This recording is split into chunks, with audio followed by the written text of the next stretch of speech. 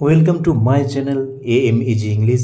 Subscribe for this channel for English grammar, writing and vocabulary. Today we will discuss a subject verb agreement rule 10. Already আমরা 9 rules subject verb agreement এর উপর discussion করেছি, তোমরা ভিডিওগুলো পরপর দেখে নেবে। আজ আমরা আলোচনা করব যে collective nouns are group nouns singular verb গ্রহণ করে না প্লুরাল ভার্ব গ্রহণ করে এই বিষয়টি আমরা আলোচনা করব। এখানে রুল কি আছে দেখো, subject collective nouns or group nouns can take a singular verb, এটি সিঙ্গুলার ভার্ব গ্রহণ করতে পারে when they refer to a single unit or mass or as a whole, অর্থাৎ কি একটি সিঙ্গেল ইউনিট একক বোঝায়, বা মাস একটি দলকে বোঝাতে পারে, বা অ্যাজ এ হোল একটি সমগ্র রূপে বোঝায়।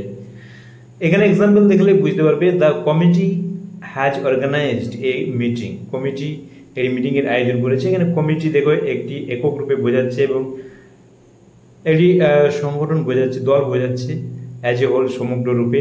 এখানে কমিটির পর দেখো ভার্ব কি হয়েছে, সিঙ্গুলার হয়েছে হ্যাজ। আবার দেখো the team is playing well this season, এই সিজনে টিম ভালো খেলছে। এখানে দেখো দ্য টিম, এখানে একটি দল একক বোঝাচ্ছে, দেখো ভার্বটি কি হয়েছে is, singular. The family is very wealthy, পরিবারটি খুব সম্পদশালী। দ্য ফ্যামিলি দেখো পরিবার একক বোঝাচ্ছে, একটি সিঙ্গেল ইউনিট বোঝাচ্ছে, এই জন্য ভার্বটি কি হয়েছে সিঙ্গুলার হয়েছে। তাহলে তোমরা বুঝতে পারছো যে কখন কালেকটিভ নাউন বা গ্রুপ নাউন সিঙ্গুলার ভার্ব গ্রহণ করবে। কালেকটিভ নাউন বা গ্রুপ নাউন কিন্তু প্লুরাল ভার্বও গ্রহণ করতে পারে, সেটি আমরা দেখে নেব। তোমরা ভিডিওটি শেষ পর্যন্ত দেখতে থাকো। এবার আমরা দেখে নেব যে কালেকটিভ নাউন্স বা গ্রুপ নাউন্স কখন প্লুরাল ভার্ব গ্রহণ করে। এখানে দেখো collective nouns or group noun take plural verbs when the individual members of the group are emphasized or they are taken separately, অর্থাৎ গ্রুপ নাউন বা কালেকটিভ নাউন কখন plural verb গ্রহণ করবে, যখন ওই গ্রুপের প্রতিটা সদস্যকে আলাদা আলাদাভাবে বোঝাবে, আলাদা আলাদাভাবে গুরুত্ব দেওয়া হবে, বা দে আর টেকেন সেপারেটলি, অথবা সেই গ্রুপের মেম্বারদের আলাদা আলাদাভাবে ধরা হয়। এখানে এক্সাম্পল দেখলে বুঝতে পারবে, the committee are divided in their opinions. এখানে দেখো মিনিংটা দেখো, তাহলে বুঝতে পারবে কমিটি কি তাদের মতামতে আলাদা হয়েছিল, বিভক্ত হয়েছিল। এখানে কমিটি বলতে এখানে দেখো আলাদা আলাদা হয়েছিল, মানে কি কমিটির মেম্বাররা তাদের মতামত আলাদা দিয়েছিল, এটা বোঝাচ্ছে। এই জন্য এটিকে যেহেতু কমিটির মেম্বারদের পৃথকভাবে ধরা হচ্ছে, সেই জন্য এখানে দেখো ভার্বটি কি হয়েছে প্লুরাল হয়েছে আর।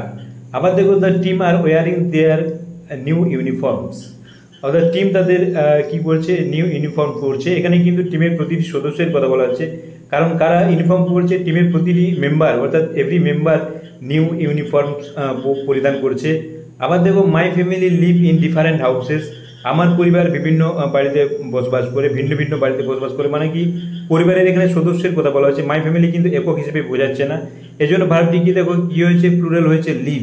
তাহলে তোমরা বুঝতে পারছো এখানে দ্য কমিটি কিন্তু একক হিসেবে বোঝাচ্ছে না, কমিটির মেম্বারদের আলাদা আলাদাভাবে বোঝাচ্ছে ইন্ডিভিজুয়ালি।